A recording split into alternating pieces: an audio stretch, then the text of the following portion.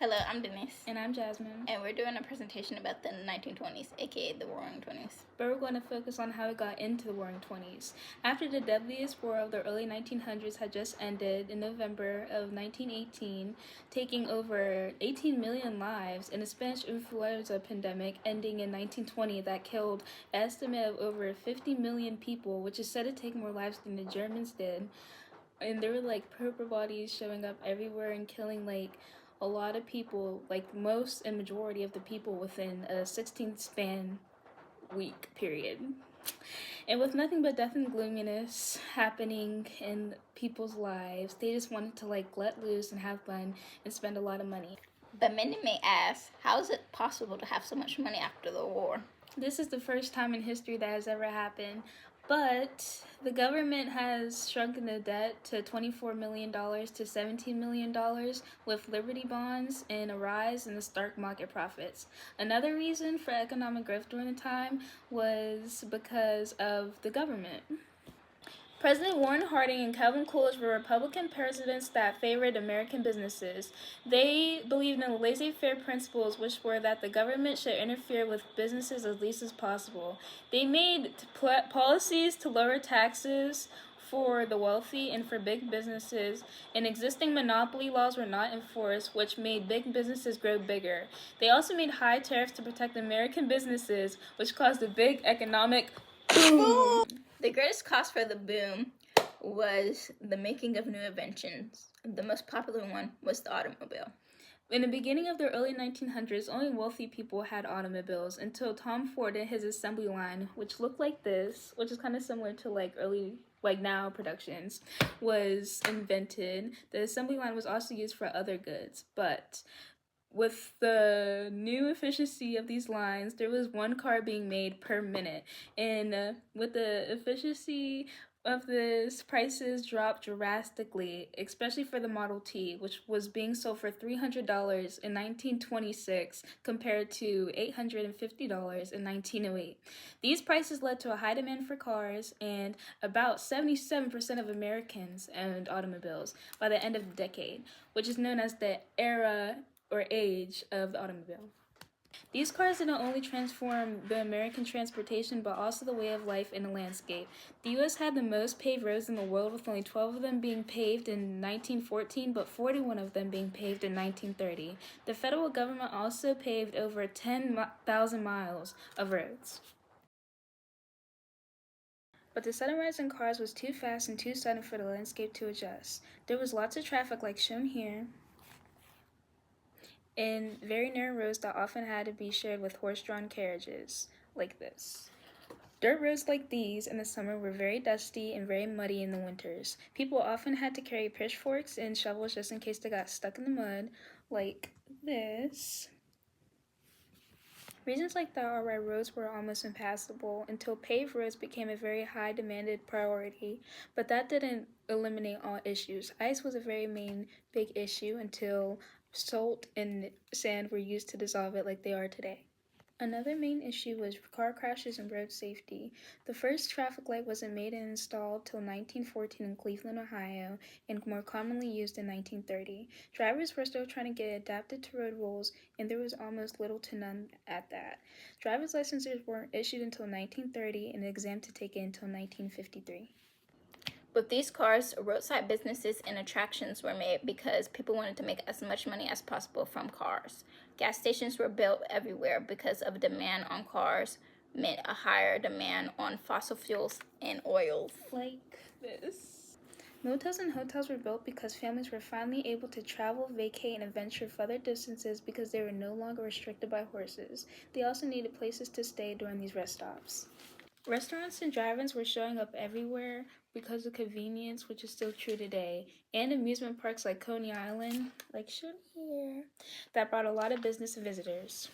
Shopping centers were also a very big thing because stores no longer had to be centralized in downtown busy areas and were more accessible to consumers.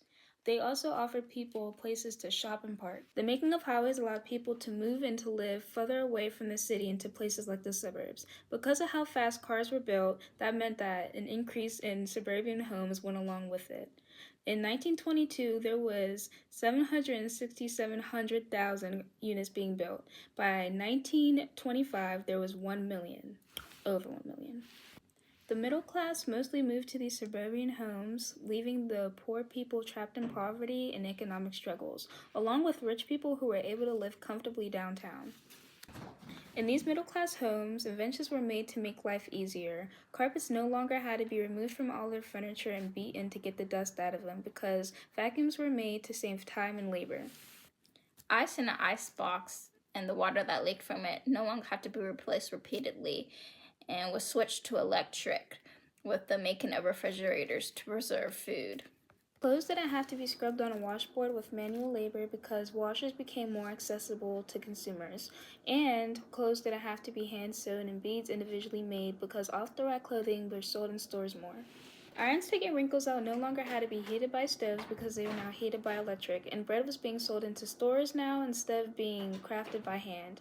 All these products that were once too expensive to be bought are now more accessible and affordable to others, and the ones that weren't being sold in the stores are now being sold in stores. This allowed people to spend a lot more time with the family and for entertainment rather than hard work and labor and wasting time during the day. Section 4. The Second Industrial Revolution. The Second Industrial Revolution was a time of rapid industrialization and technological advancement. Rapid industrialization happened through technological innovations that increased industrial output without expanding the labor force. Electricity replaced steam as the main power source, which made it possible to replace old machinery with more flexible and efficient machinery. In 1914, 30% of industries were electrified, and by 1929, 70% were. The new machinery was able to be operated by unskilled and somewhat skilled workers, which boosted the overall efficiency of the American industry. Better management, greater mechanization, intensive product research, sales advertising, and etc. all helped nearly double industrial production in the 19th. Another big invention at the time was the radio. It was the number one product for all families to have, and it was sold in such high demand that the manufacturers had a hard time keeping up with production. Radio sales skyrocketed from 1.2 million in 1921 to 842.5 million in 1929. Beginning of the 1920s, the price for a radio was $200, but by the end, the price got reduced down to $35. They came in all shapes and sizes, and the smallest and the cheapest one being sold for $8. The most expensive one, which was a luxury to own, was $300, but the average price for one was about $120. The first radio broadcast station was made right here in our very own Pittsburgh, PA, being the KDKA on November 2nd, 1920, to record the election results. This is KDKA of the Westinghouse Electric and Manufacturing Company in East Pittsburgh, Pennsylvania. We shall now broadcast the election returns. We are receiving these returns by special arrangement with the Pittsburgh Post and Sun. We'd appreciate it if anyone hearing this broadcast would communicate with us, as we are very anxious to know how far the broadcast is reaching and how it is being received. Families would gather around together to listen to the stations after work and school. It was like their TV in audio alone. The broadcasts ranged from multiple genres to appeal to everyone's preferences. This ranged from news reports, weather forecasting, popular and classical music, opera, sports, and even mysteries, comedies, fictions, and children's shows. A big thing that radios introduced and spread was advertising. At first, many were hesitant about moving their ads to radios. Until 1922, August 28th, the station called Weef, owned by AT&T, did the first paid advertisement for apartments in Queensboro. Before this, all other stations were non-profit. These direct ads were the key to economic success within the broadcast stations. This was called trope broadcasting, where companies paid a fee for their message to be heard. The Queensboro Real Estate Corporation paid $50 for a 10-minute commercial. The studies from advertising psychologist Walter Dill Scott was like the outline for almost how all businesses made ads, which was convincing the consumer that they absolutely needed a product and emotionally gaslit them to evoke sympathy and easy influence. A company that dominated at this marketing tactic was Coca-Cola. John Burton, the inventor of Coca-Cola, was a marketing genius. He sold Coke like it was the cure for cancer. It was said to cure headaches and fatigue, but did it really? Probably not. But considering what was in the Coke then, it probably did. But regardless, it made people think that it was refreshing and persuaded them to buy it. They made ads that showed sports and women with trendy hairstyles and clothes to tap into the consumer's interest and make them seem relatable. The Coke franchise is also the reason why we have the Santa Claus that we see today with a big white beard and a red suit. It was like a very good marketing tactic, like it is today, for consumerism. Ads were really good to promote businesses, especially ones that weren't doing so great, like Wheaties, for example. They created the first jingle on Christmas Eve of 1926. This new marketing strategy raised the otherwise failing cereal company's sales 60% after the jingle was aired in Minneapolis. Gail, the founder of the jingle, believed that if this ad were to reach other areas which radios could not do at the time, Wheaties, they're whole wheat with all of the bran. Won't you try Wheaties? For wheat is the best food of man. They're crispy and crunchy the whole year through. The kiddies never tire of them, and neither will you. So just buy Wheaties, the best breakfast food in the land. Section 1. Entertainment. What did Americans do for entertainment in the 1920s?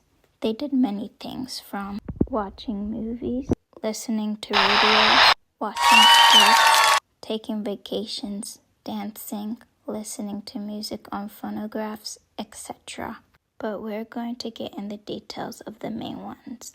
Part 1. Movies became very popular in the 1920s. Movie-going became a regular habit for millions of Americans, especially with immigrants and the working class. They went to cheap storefront theaters called Nickelodeons, which, fun fact, that's what the Nickelodeon channel was named after, to watch varying genres like melodramas, slapstick comedies, travelogues, and more. Having more leisure time, the emergence of Hollywood studios, economic prosperity, and more are reasons for the rise in popularity of movies. Some of the most popular and well-liked movies from this time was The Gold Rush, The Black Pirate, The Passion of Joan of Arc, and more. A second form of entertainment they indulged in is radio broadcasting, phonographing, and recording. I put this all in the same category since they are interconnected. Phonographs were originally marketed in the 1890s, but they had poor sound quality and were difficult to handle, so they didn't get as much traction until the 1920s, when there was advancement of electrical recordings technology. The sound improved and its popularity increased. The convenient, permanently grooved disc recordings were eagerly grabbed up by the public. The success of the records transformed the popular music business by displacing cylinders made by Thomas Edison and sheet music as the main sources of music in the home.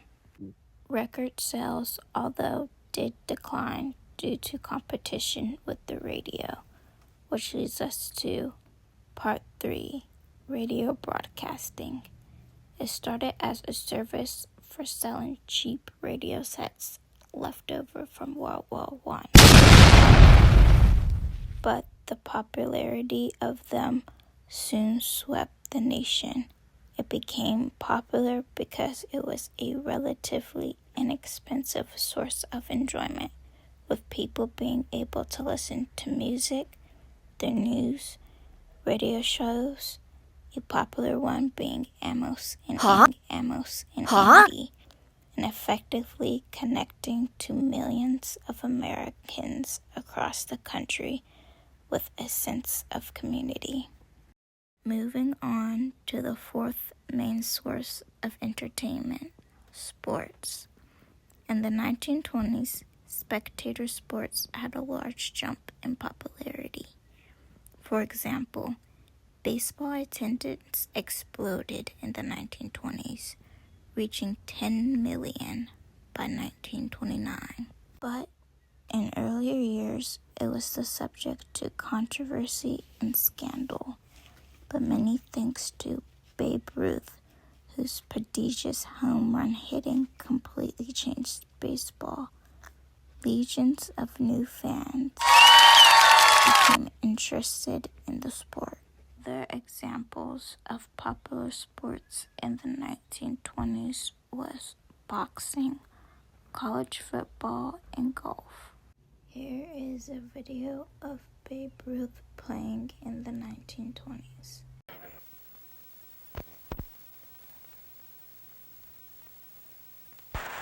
Starts a home run in the right field stand. The first home run of the series.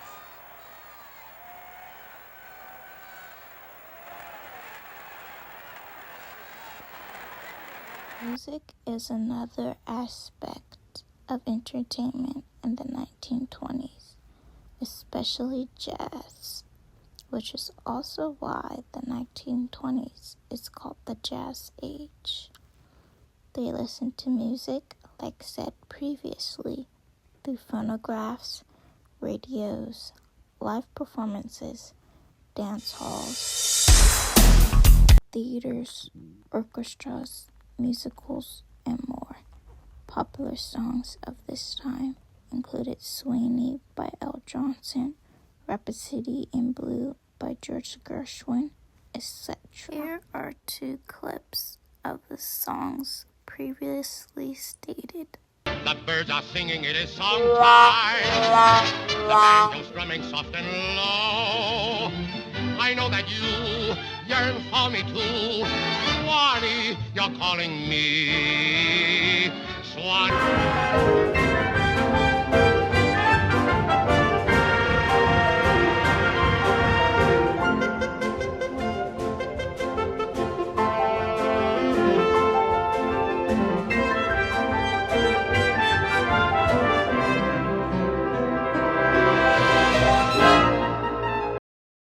Now let's transition from our first section, entertainment, to the second, the Harlem Renaissance origins. It started from the Great Migration. How? Well, the Great Migration was happening before the 1920s, but was still going on during it. In fact, it lasted about 6 decades, from the 1910s to the 1970s. And for those who don't know, the Great Migration was the migration of African Americans from the South to northern cities. African American communities grew rapidly there. The most influential and largest community was New York's Harlem. Its appeal was not just seen within the country, but outside it as well. This being shown through the mass migration to Harlem from the Caribbean.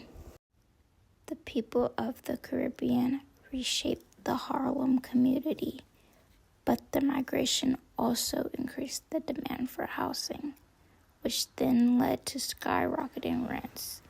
And since most Harlemites held low-wage jobs, the area had overcrowding apartments, unsanitary conditions, and rapid deterioration of housing stock. Disease and death rates were very high, yet Harlem also boasted a large middle-class population, and it supported churches, theaters, newspapers, journals, and Black-owned businesses. But let's get to one of the main aspects of the Harlem Renaissance. Jazz. Jazz symbolized the decade's spirit of liberation, and some famous musicians that arose in jazz is Louis Armstrong and Duke Ellington. Dances that arose from jazz is the Charleston, the cakewalk, the black bottom, the flea hop, foxtrot, the shimmy, and tango. Here are some examples of the Charleston.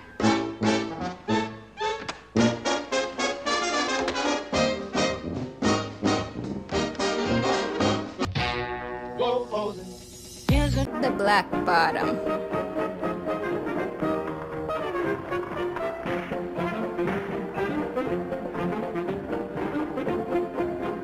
And finally, the cakewalk. The temperance movement in the early 1900s argued that alcohol was destroying families, creating corruption, and destroying American society, especially in the workforce. During World War I, Woodrow Wilson put a temporary halt on the making of alcohol in 1917 to save money for the war. Congress also submitted the 18th Amendment, which was to ban the sale and manufacturing of alcohol to the states. The Volstead Act, aka the National Prohibition Act, followed this by categorizing intoxicating beverages with anything above the 0.5 alcohol volume. It also made it illegal to produce, sell, import, export, furnish, or possess alcohol. And by January 16, 1919, the amendment was ratified as part of the Constitution and became effective in January 1920. Less than 1 hour after this ratification, 6 armed men robbed a Chicago freight train for thousands of dollars worth of whiskey. This set the tone for the next 13 years of how Prohibition was going to go. The trials were people who were in favor of Prohibition and included people like women, religious people, Southerners, and progressives. They thought that alcohol led to poverty, domestic abuse, and temptation and sin. The KKK also were part of the trials, but because of their hate for immigrants, like the Germans and the Irish that were heavy drinkers. Prohibition was hard to maintain because there weren't enough prohibition officers to enforce the law, and they were often bribed.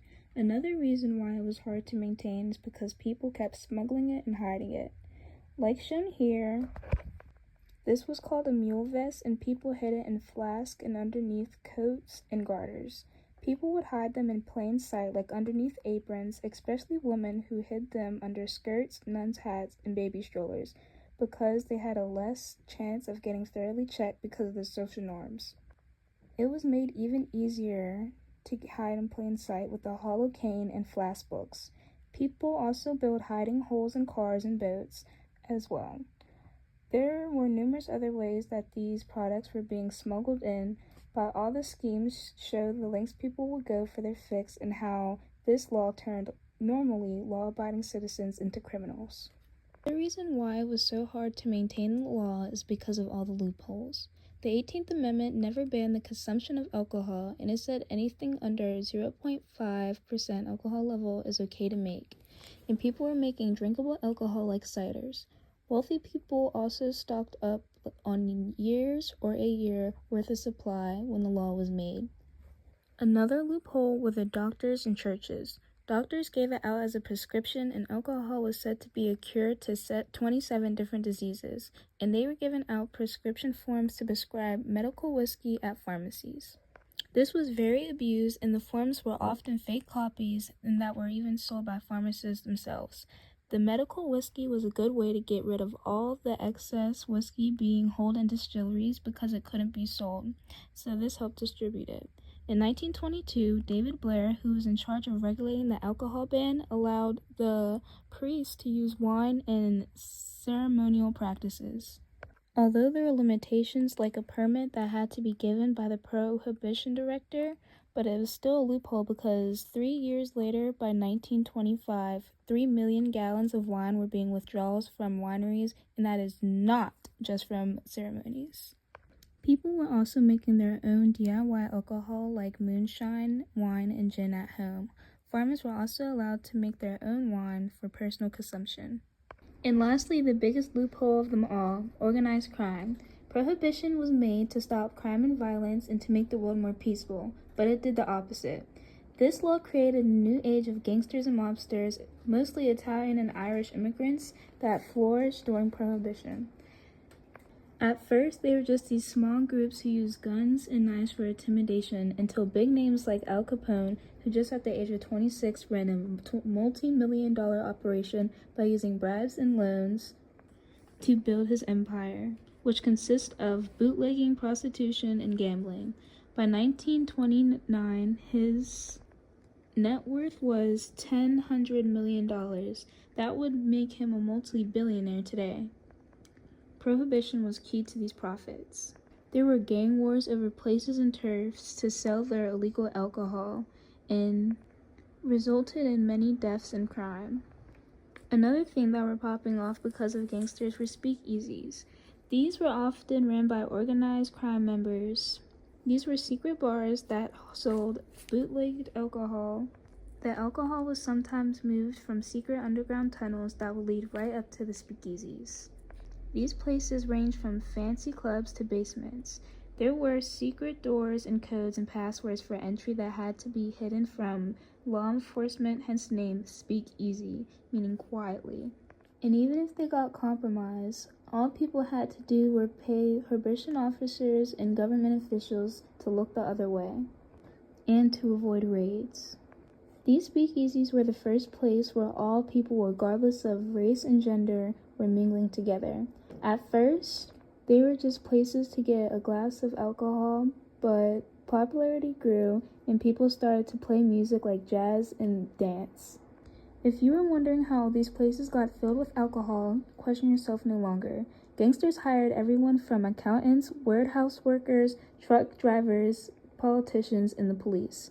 They worked in the shadows, and some bought abandoned distilleries and rum ran, which were people who imported booze from other countries.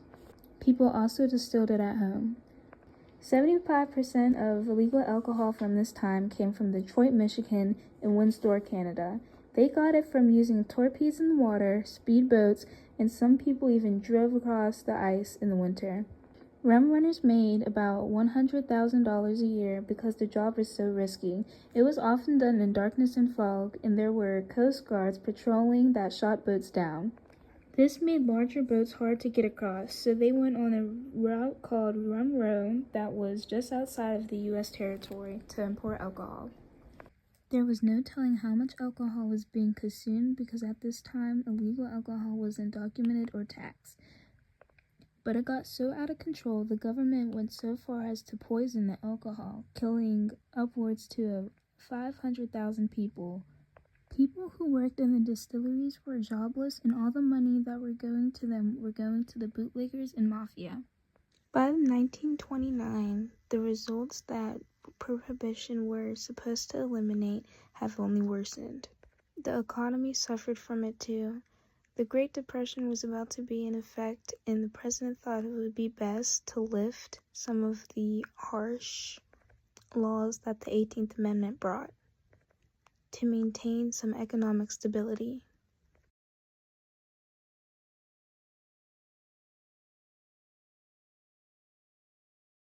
Section 3. Women in the 1920s.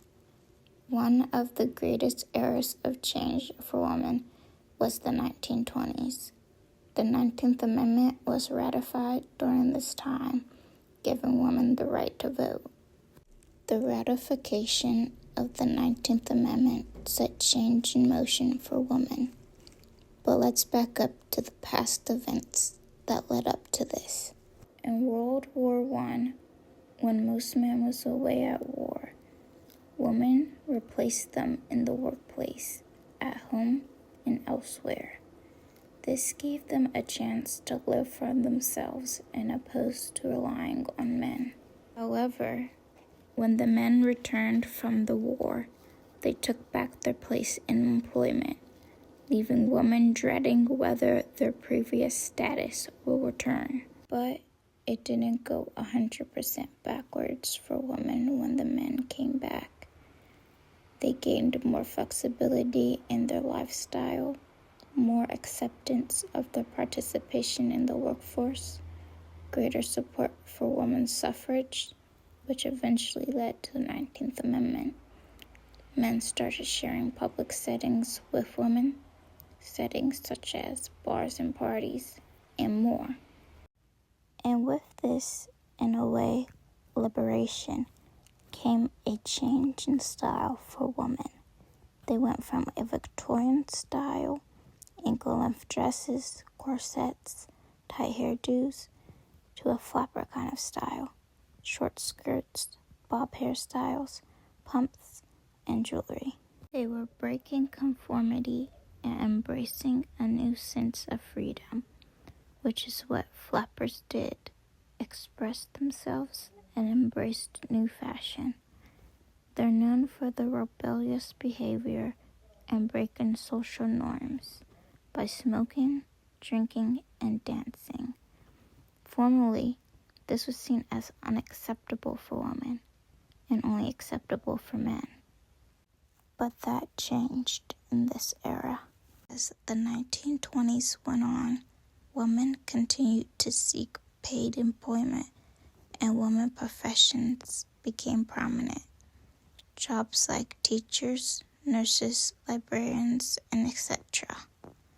Because of social expectations, discrimination, and limited job opportunities, women were paid less. Men argued that their real job was at home. On October 24th, 1929, also known as Black Thursday, the stock market crashed and brought an end to this prosperous era. With all these new inventions that were made, businesses were making a lot of money and people had a lot of it too. One thing they did was invest in stocks to make even more money. Stocks were popular because of this money cheat and everyone was buying them. And stock owners were making a lot of money too, and people would get loans to buy stocks and sometimes invest their whole life savings. The Dow Jones, which were how good the stocks were doing, were going up steadily until 1929 when the Wall Street stock market opened. People would buy and sell their stocks. This caused an 11% drop in the market value. On Monday, October 18th, it began to drop even more because investors were trying to sell their stocks but no one wanted to buy them. On October 19th, more than 6 million shares were traded, and the stock market lost more than $13 million within 2 days. This panic caused people as well as corporations to become bankrupt, and many businesses closed. The Great Depression has begun, and the Roaring '20s came to an end.